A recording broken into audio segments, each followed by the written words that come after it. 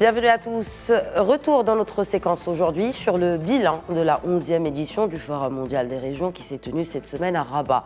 Cette manifestation est organisée par l'Organisation des régions unies, Forum des gouvernements régionaux et des associations mondiales des régions, en partenariat avec le Conseil de la région à Rabat, Salé et Kenitra. Pour en parler, j'ai le plaisir de recevoir sur le plateau Abdsamad Sral, président de l'Organisation des régions unies. Bonjour Monsieur Sral. Bonjour Madame.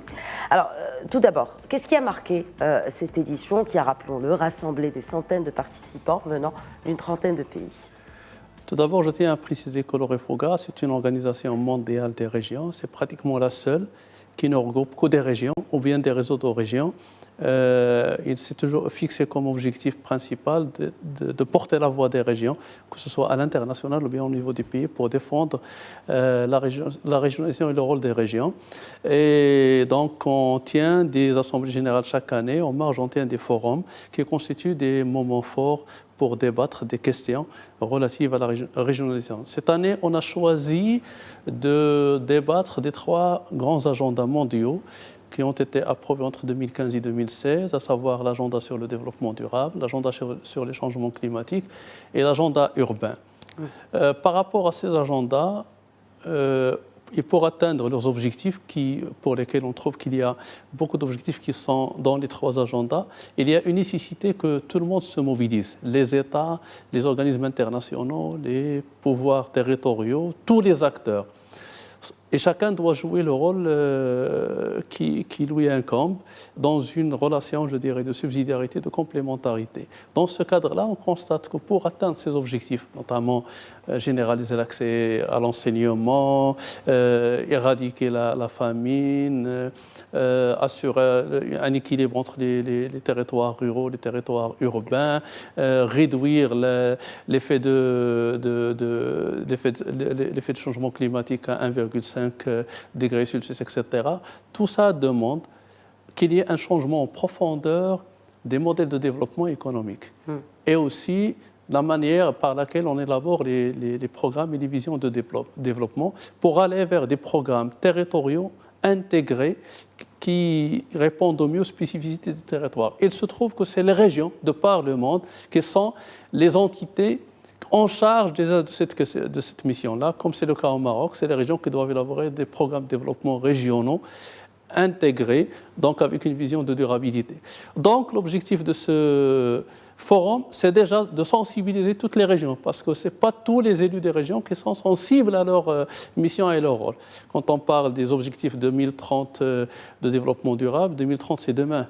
Déjà 3 ans se sont passés depuis que l'accord a été adopté et il ne reste que 12 ans. 2, c'est d'échanger sur les meilleures pratiques faites par les régions de par le monde, parce que quand même il y a un travail important qui se fait, donc c'est l'occasion d'échanger. Et puis, pour dire aux autres partenaires, faites attention, le rôle des régions et des capitales, il est très important, ils doivent être associés davantage, que ce soit au niveau des débats internationaux, que ce soit au niveau des pays, pour permettre à tous les pays du monde d'atteindre effectivement les objectifs de développement durable, de lutte contre les changements climatiques et l'agenda urbain qui a été approuvé en 2016. Il a été question aussi, M. Sral, de démocratie. On a parlé de démocratie locale lors de ce forum, en tant qu'outil, en tout cas pour le développement de la démocratie tout court. Comment ? Il est clair aujourd'hui que développer des programmes et des visions de développement intégrés passe impératif et qui répondent au mieux aux besoins des populations, qu'il faut faire participer ces populations. Le fait qu'ils soient représentés au niveau national, au niveau du Parlement, c'est très important, mais ce n'est pas suffisant. Peut-être c'est pour débattre des politiques publiques nationales oui. Et les grands choix au niveau national. Mais au niveau du territoire, faire les choix. Est-ce qu'on réalise une voie ou la réaliser, la relation qu'il doit y avoir entre le dispensaire avec la voie, avec les autres infrastructures à réaliser ou bien les projets, il faut que les populations sur le territoire aient la possibilité d'exprimer leur voix et leur point de vue. C'est pourquoi aujourd'hui, il est impératif qu'on avance dans la démocratie, qu'on avance dans le renforcement des rôles des différents niveaux des collectivités territoriales et surtout les régions par rapport aux questions de développement durable. Au Maroc, aujourd'hui, on ne parle pas seulement de ça, mais on parle aussi de renforcer la démocratie participative, avec la création des instances consultatives au niveau des conseils des régions et même au niveau des conseils des communes. Et donc, il faut aller en renforçant les deux, la démocratie représentative et la démocratie participative. Alors, vous avez cité ce nouvel agenda urbain. De quoi s'agit-il exactement, Absamat Sqal ? Le nouvel agenda urbain, c'est le résultat d'un débat qui prend des années au niveau de l'UNEHABITAT et auquel participent tous les acteurs. Sauf que, ce qu'on a remarqué, c'est que les régions ne sont pas très présentes dans ces débats-là. Et en fait, d'ailleurs, quand on était à Quito en 2016, on avait dit attention. Aujourd'hui, il n'y a pas de possibilité d'assurer un développement urbain cohérent sans qu'il y ait cette vision territoriale globale. Parce que même quand on est dans les grandes agglomérations, si je prends par exemple le cas de Rabat aujourd'hui, où commence l'urbain, où s'arrête ? En fait, aujourd'hui, on est sur une conurbation importante qui va de Kinitra au nord jusqu'à Bouazza au sud de Casablanca, avec des villes et des centres et des urbanisations qui se font entre ces grandes villes. Et donc là, il y a aujourd'hui une très grande difficulté de faire cette distinction entre ce qui est urbain et ce qui est rural, surtout quand on est dans les grandes zones urbaines. C'est pour dire qu'aujourd'hui, par rapport à cet agenda, les villes aujourd'hui posent de grands défis, les espaces urbains posent de grands défis. Et l'urbanisme, justement. Oui, de manière générale. À quoi ressembleraient ces espaces aussi ? Est-ce que la région est assez impliquée dans ce processus C'est ce que je viens de dire. Oui. Donc, nous, au niveau de l'Orefogard, on milite pour que les régions soient plus impliquées dans les débats à l'international sur ces questions-là, et puis qu'elles soient plus présentes dans la mise en œuvre des politiques au niveau territoire à travers l'intégration de ces questions-là dans leur vision et leur programme de développement de leur territoire.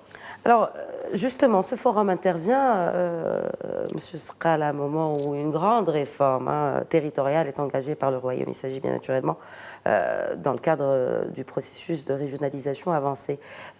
Où en est ce chantier, selon vous ? Le chantier de la régionalisation avancée, c'est un chantier très complexe.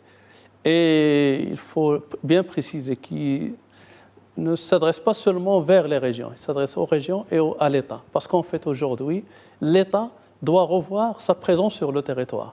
L'État doit se focaliser sur tout ce qui est stratégique et tout ce qui est action, il doit être transféré vers les collectivités territoriales, notamment les régions et les communes, en respectant le principe de subsidiarité qui est prévu au niveau de la Constitution. Deux, il faut qu'on travaille ensemble à ce que les compétences propres des régions soient transférées de manière effective. Parce que jusqu'à aujourd'hui, tout ce qui est prévu au niveau des textes de loi en tant que compétences propres, par exemple dans les domaines de l'emploi, de la formation professionnelle, dans l'animation économique, ne sont pas encore transférés effectivement.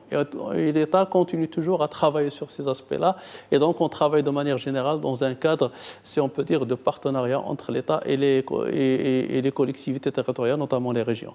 3, il y a un besoin important de travailler sur le renforcement de l'administration, l'organisation des régions et des compétences des élus et des fonctionnaires des régions pour qu'ils puissent être en mesure d'assumer pleinement leur mission. Donc, et aujourd'hui, on travaille avec le gouvernement à travers les différents ministères concernés par les compétences propres et partagées des régions pour mettre en place une feuille de route de transfert effectif de ces compétences vers les régions. Mais n'y a-t-il pas urgence, M. Sqal, par rapport à cette feuille de route ? Oui, bien sûr qu'il y a urgence. C'est-à-dire l'application à la limite de cette En fait, ce que je peux dire, c'est qu'en attendant, c'est pas qu'on ne fait rien. On travaille, les régions travaillent, on travaille dans un cadre de partenariat avec tous les autres acteurs. Alhamdoulilah, toutes les régions, aujourd'hui, il y a plein de chantiers qui sont menés par les régions, que ce soit de manière directe et à 100% par les budgets de la région, ou bien dans un cadre de partenariat avec tous les autres acteurs.